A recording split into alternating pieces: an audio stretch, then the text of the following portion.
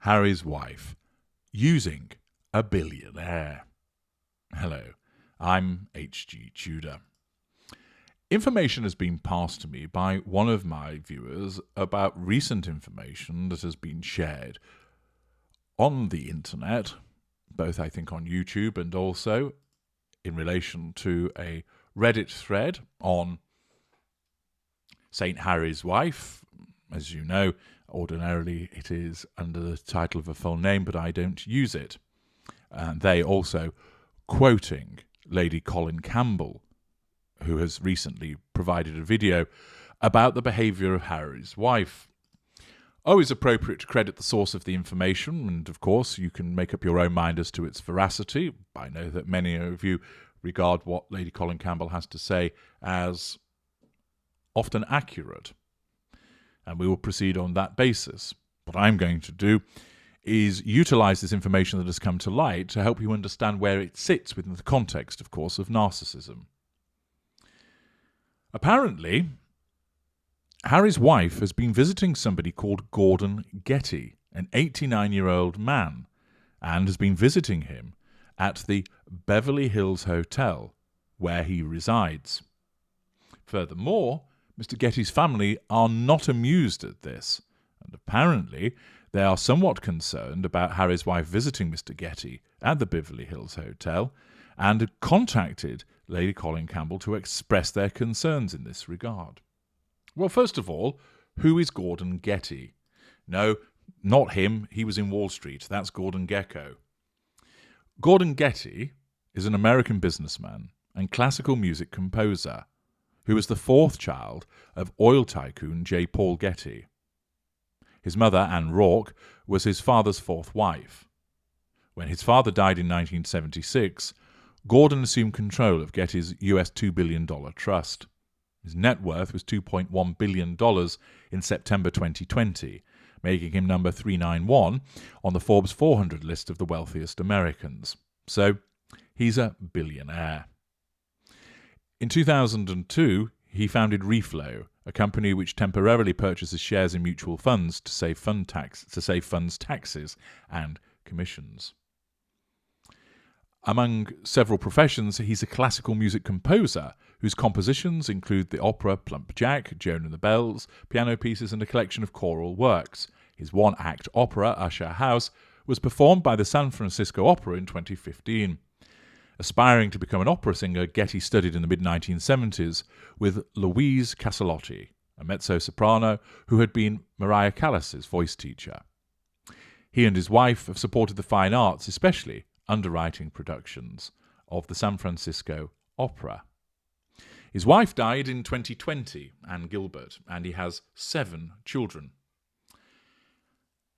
Now, is it the case that Harry's wife is wandering along, the spider shuffles its way over to the Beverly Hills Hotel to see Mr. Getty on the basis of an interest in classical music and opera?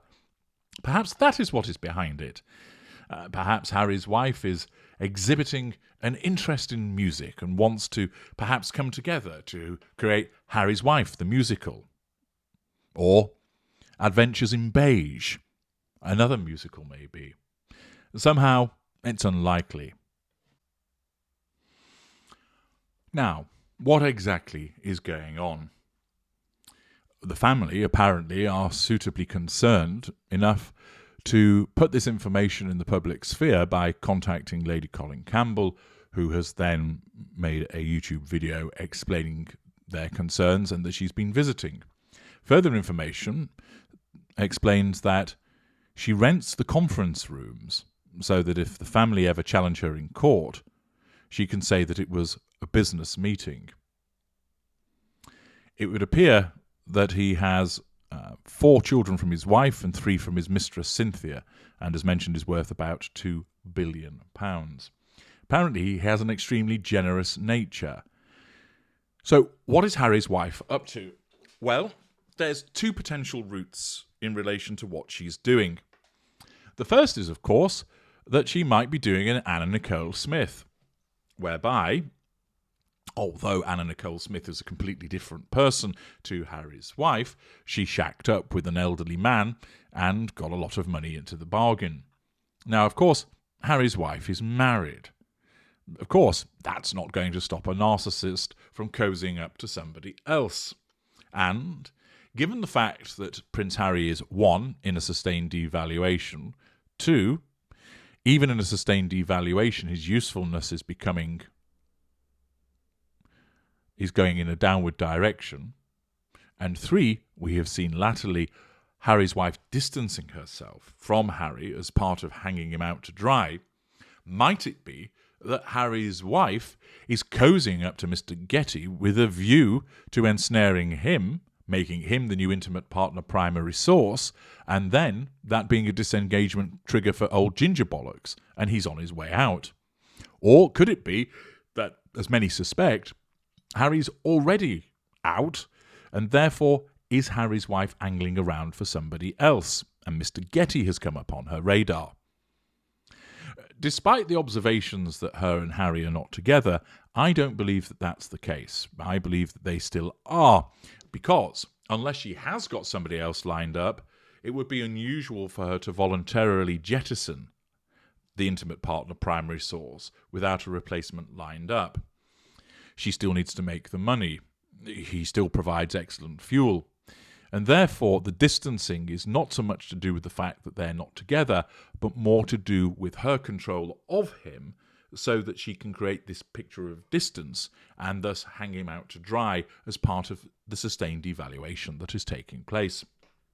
So I don't believe that at this juncture she actually has got rid of him. It's far more likely that she will be keeping a distance from him by way of silent treatments, whilst her narcissism guides her to find a replacement for him. And then, once that replacement has been viewed by the narcissism as suitably ensnared, that person is in, and then Harry will be out. Remember, because of the lifespan of the relationship with the narcissist, there are only ever going to be 3 outcomes. He escapes, rare; she gets rid of him, common; or the relationship continues as a roller coaster until one of them shuffles off this mortal coil. I've explained elsewhere that the most likely outcome is that she disengages from him, and that it may well be as a consequence of her finding somebody new and thus replacing him. Which then begs the question, is Mr. Getty a potential replacement? Well, the short answer to that is yes, he is. Why? Well, it would appear that he's fairly easy to control. He's already entertaining Harry's wife by having these meetings with her. The fact is that he evidently provides fuel. Furthermore, there are various character traits that are useful. He's from a well-known American family. That's also the fact that she is able to access networks as a consequence of him. And, of course, there's a residual benefit that comes with a huge amount of money. So there is the possibility that she's cozying up to him with a view to becoming the intimate partner primary source. However, whilst that is a possibility, I don't think that it's a probability, because I think in the world of Harry's wife as a somatic narcissist, his status, by virtue of being so old, doesn't fit with the image that she projects to the world. Remember, she's had a reasonable amount of work done. She's had her nose changed. She has veneers. It's evident, and this is something that's been confirmed by plastic surgeons that have commented upon it, that she has Botox and fillers. It's believed that she's lied about her age. She invariably likes to have herself seen as young, even though she's in her 40s. Also, notice in the past that much of what she does is aimed at young people. I've explained that that's because those individuals are easier for her to control, and also, of course, that's where she has her last vestiges of popularity amongst the sort of 18 to 25-year-olds. But part of it is because, through her delusion, she believes that she is still young, and therefore she wants to portray that image to the world, and therefore shacking up with an aged billionaire, 89 years old, doesn't really fit with that facade. Remember that if the pressure was really on, her narcissism could direct her to form a romantic relationship with him. But to begin with, it's more likely to cause her to try and get favours out of him as either a non-intimate secondary source or possibly through some sexual flirtation, but not actually a relationship, as an intimate partner secondary source. Given the fact that this gentleman is viewed as extremely generous, Harry's wife is likely to cosy up to him with some flirtation and, of course, pity plays. It's likely that she's going to talk about how vulnerable she is, that the world is an increasingly dark and dangerous place, that there are many people that are trying to cause a problem for her. She will undoubtedly lie about security threats that she has faced alongside ones which are real. She will probably provide him with evidence of the supposed security threats as a means to engendering his sympathy. She will talk about the fact that she has security costs and they are expensive, and she will talk about the fact that, of course, she has been cast adrift by the nasty British royal family that won't contribute to those costs. Therefore, she will lay on quite the sympathy symphony to Mr. Getty in order to con him into feeling sorry for her for the purposes of then either giving her a lot of money or possibly purchasing an expensive house for her and therefore enabling her to live there, possibly with Prince Harry, maybe without. But the fact is, at this juncture, this information about her cozying up to Gordon Getty, which has clearly caused a problem with regard to concerns from his family, to my mind, is a form of manipulation whereby she is hoovering him. She's hoovering him to assert control and does so with a mixture of pity play, a dollop of slight charm, and some sexual flirtation, in order to draw fuel from him, bring him under control, with the aim of the residual benefit of receiving a large cash injection in some shape or form from Mr. Getty, possibly just straight into the bank account, possibly purchasing a property. This, of course, makes Harry look like a complete knob, that his wife goes running to a rich man, and shows that he isn't able to cater to what she deems is appropriate. Of course, this also demonstrates her complete absence of emotional empathy for Harry, because she is quite content to basically say to another man, "My husband can't protect and pay for me, you can do it instead." Her predatory behaviour is demonstrated once again as her narcissism leads her to hunt down an elderly man in order to extract money from him. It shows Harry in a particularly poor light, and of course, basically, she leeches her way towards that particular target, and that target is there to serve, as always, the prime aims. She isn't being friends with him because she's kind. She isn't being friends with him because she's interested in business, although her narcissism may well tell her that. Instead, it's being done because her narcissism regards Mr. Getty as easily controllable. He's able to provide fuel, but the biggest reason is that there are substantial character traits and residual benefits that can be obtained from him. Therefore, as a consequence of that, she has been led to target him, and the level of involvement is to such an extent that it's come up on the radar of his family, who are concerned about what she is doing. Once again, she exhibits her sense of entitlement, a lack of boundary recognition, an absence of emotional empathy for Mr. Getty, an absence of emotional empathy for his family, an absence of emotional empathy for Harry. The application of manipulations, sexual flirtation, probably triangulation, pity plays, sympathy symphonies.